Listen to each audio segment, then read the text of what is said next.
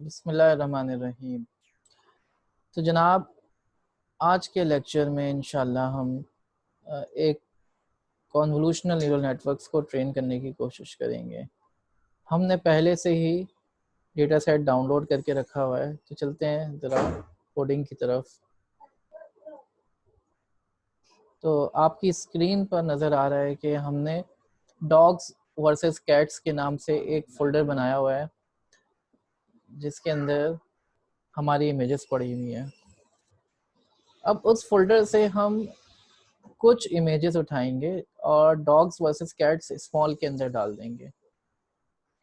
तो हमने स्टार्टिंग में कुछ लाइब्रेरीज इंपोर्ट करा ली थी और डॉग्स वर्सेस कैट्स स्मॉल के नाम से हमने एक फ़ोल्डर बनाना है। उसके अंदर फिर ट्रेनिंग का फ़ोल्डर बनाना है, वैलिडेशन और टेस्टिंग का फ़ोल्डर बनाना है। ये फ़ोल्डर क्रिएट हो गए। ट्रेनिंग के फ़ोल्डर के अंदर इसी तरीके से हमने कैट्स का फ़ोल्डर बनाना है, डॉग्स का फ़ोल्डर बनाना है। इसी तरीके से वैलिडेशन के फ़ोल्डर के अंदर हमने कैट्स का फ़ोल्डर बनाना है, डॉग्स का फ़ोल्डर बनाना है, जो कि हमने बना लिया। os.make mkdir का मेथड डायरेक्टरी क्रिएट करता है। तो ये फ़ोल्डर्स बन गए। अब इन फ़ोल्डर्स में सबसे पहले मैंने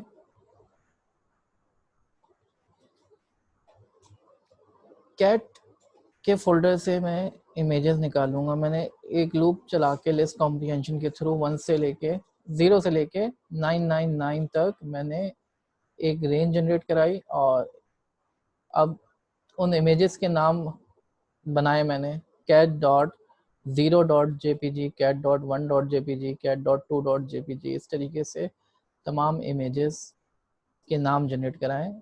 एक्चुअली जो डाउनलोड इमेज की हमने उनमें इसी तरीके से नाम है। अब मैंने इनके ऊपर लूप चलाया और ओरिजिनल डेटा सेट की डायरेक्टरी से ट्रेनिंग कैट्स डायरेक्टरी के अंदर मैंने उसको कॉपी किया। इसी तरीके से मैंने 1000 से लेके 1499 तक के मैंने नंबर्स जनरेट कराएं और फिर cat.1000.jpg, cat.1001.jpg, इस तरीके से मैंने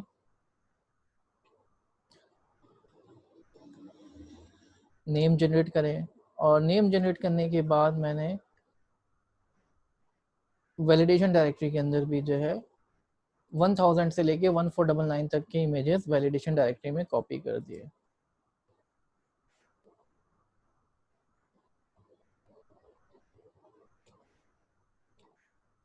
और फिर टेस्ट डायरेक्टरी की बारी आएगी। टेस्ट डायरेक्टरी में भी मैंने यही काम किया है।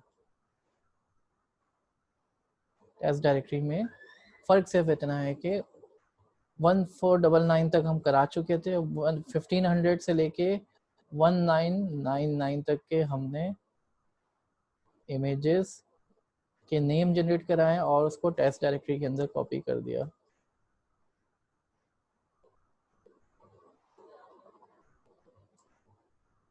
फिर डॉग के लिए यही काम किया हमने। 0 से लेके 999 तक हमने नेम्स जनरेट करें जो कि लिस्ट के अंदर चले जाएंगे। उस लिस्ट के ऊपर आइट्रेट करके मैंने ट्रेनिंग डायरेक्टरी के अंदर डॉग्स की फाइलें कॉपी कर दी, डॉग्स के फोल्डर के अंदर।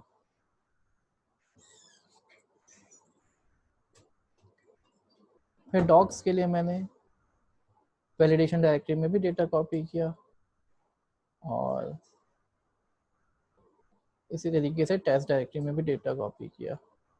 तो जनाब, ये एक्चुअली हमने जो है कुछ डेटा प्री प्रोसेसिंग की। ये कोड अभी रन हो रहा है, थोड़ा सा टाइम लेगा ये रन होने में। इसके बाद हमने टेंसरफ्लो का मॉडल बनाया।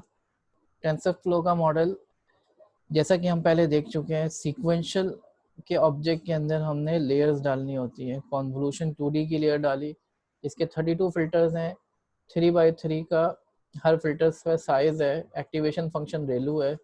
Input shape 150 by 150 by 3, 150 width है, 150 हाइट है और 3 जो है चैनल है। चैनल का साइज़ है क्योंकि RGB इमेज है। फिर मैक्स पूलिंग की लेयर लगाई हमने 2x2 की।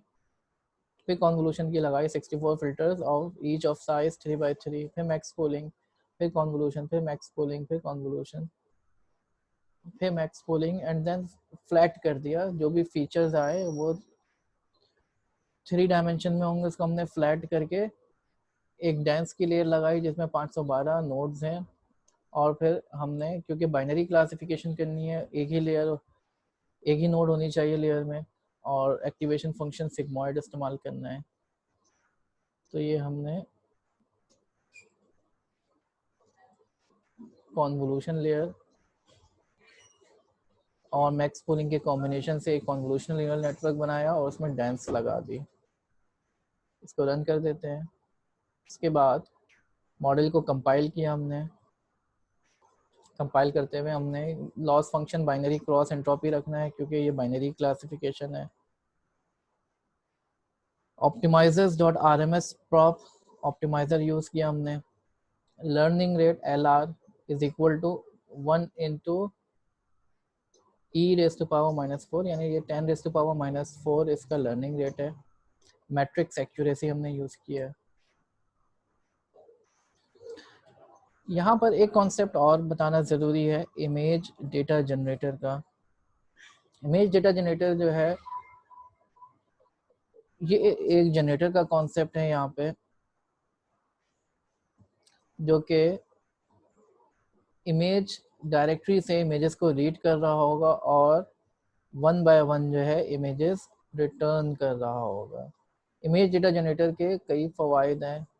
सबसे बड़ा फ़ायदा इमेज डेटा जनरेटर का ये है कि वो ऑटोमेटिकली रीस्केल कर देता है इमेज को।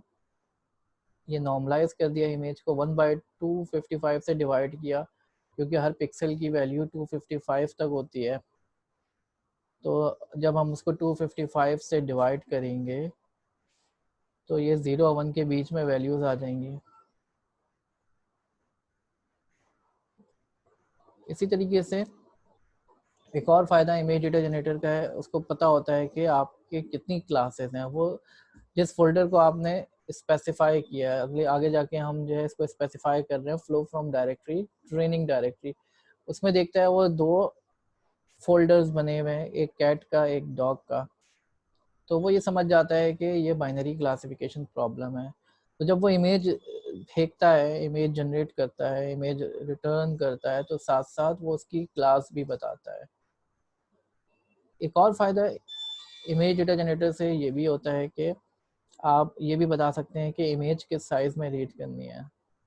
फिर हमने बैच साइज़ बता दिया और क्लास मोड हमने बाइनरी रख दिया।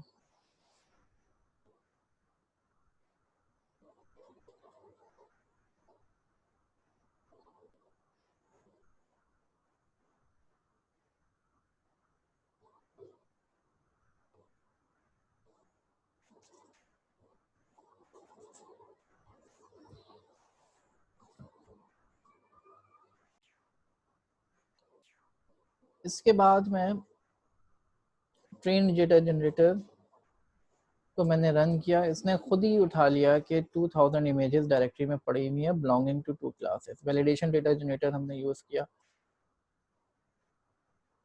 और फिर मॉडल डॉट फिट जनरेटर करेंगे अब, क्योंकि हम जनरेटर यूज़ कर रहे हैं।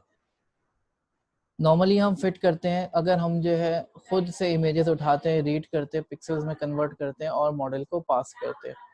लेकिन यहाँ पर हमने खुद से कन्वर्जन, खुद से रीडिंग नहीं की, खुद से कन्वर्जन नहीं की उसको पिक्सल्स के अंदर। हम इमेज डेटा जनरेटर इस्तेमाल कर रहे हैं जो कि ऑटोमेटिकली एक जनरेटर है, ये 1 बाय 1 इमेज ये रिटर्न कर रहा होगा, या बैच अगर आपने स्पेसिफाई किया तो बैच साइज की इमेजेस रिटर्न कर रहा होगा। इसको रन करेंगे तो ये ट्रेनिंग स्टार्ट हो जाएगी। वंस ट्रेनिंग कंप्लीट होती है तो हमें हिस्ट्री का ऑब्जेक्ट मिल जाएगा जिसको हम प्लॉट करके फिर देख सकते हैं।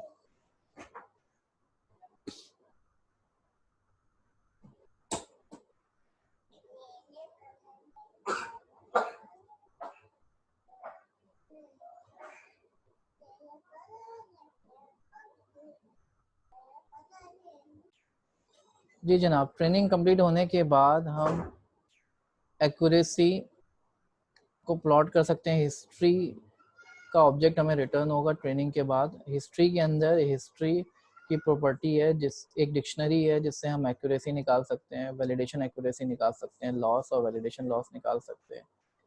और यहाँ पर देन हमने इसको मैटप्लॉटलिब के थ्रू प्लॉट करा दिया।